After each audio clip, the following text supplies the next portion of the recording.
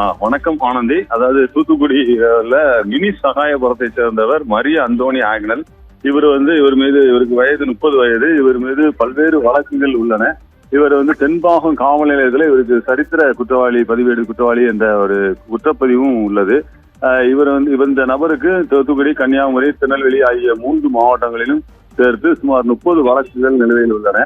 ஏற்கனவே கொலை வழக்கு ஒன்றில் கொலை செய்த நபரின் ஈரலை சுட்டு சென்றதாகவும் கூறப்படுகிறது. மேலும் தனது மனைவியை எரித்து கொலை செய்துள்ளதாகவும் கூறப்படுகிறது. இது போன்ற வழக்குகள் பல்வேறு வழக்குகள் நிலுவையில் உள்ள நிலையில் மரிய அந்தோணி ஆக்னல் மீது பொது சொத்தை சேதப்படுத்தியாக இருந்த வழக்கின் மீது விசாரணைக்காக இன்றைக்கு தூத்துக்குடியில் உள்ள தனிப்படை போலீசார் அவரை தேடி வந்துள்ளனர். அப்போது தேடும் பொழுது அவர் குறும்பூர் அருகே உள்ள சோனகன் விலைங்கிற பகுதியில் பதுங்கி இருப்பதாக காவல்துறையினருக்கு தகவல் தெரிந்துள்ளது.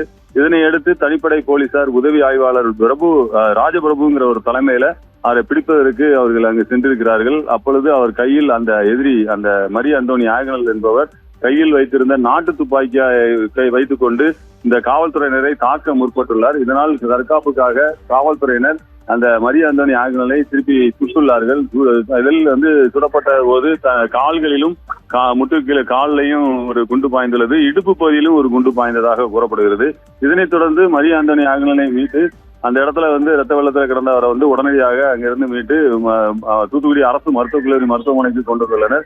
அங்கு இப்பொழுது தீவிர சிகிச்சை பிரிவில் அவருக்கு தீவிர சிகிச்சை அளிக்கப்பட்டு வருகிறது. வழக்கு விசாரணைக்காக சென்றபோது எதிரி காவல்துறையினரை தாக்க முற்பட்டதில் துப்பாக்கி சூடு நடத்திய சம்பவம் ஒன்று தூத்துக்குடியில் பெருந்த பரபரப்பை ஏற்படுத்தியுள்ளது. ஆனந்தி, தகவல்களுக்கு நன்றி ராஜசாலமன்.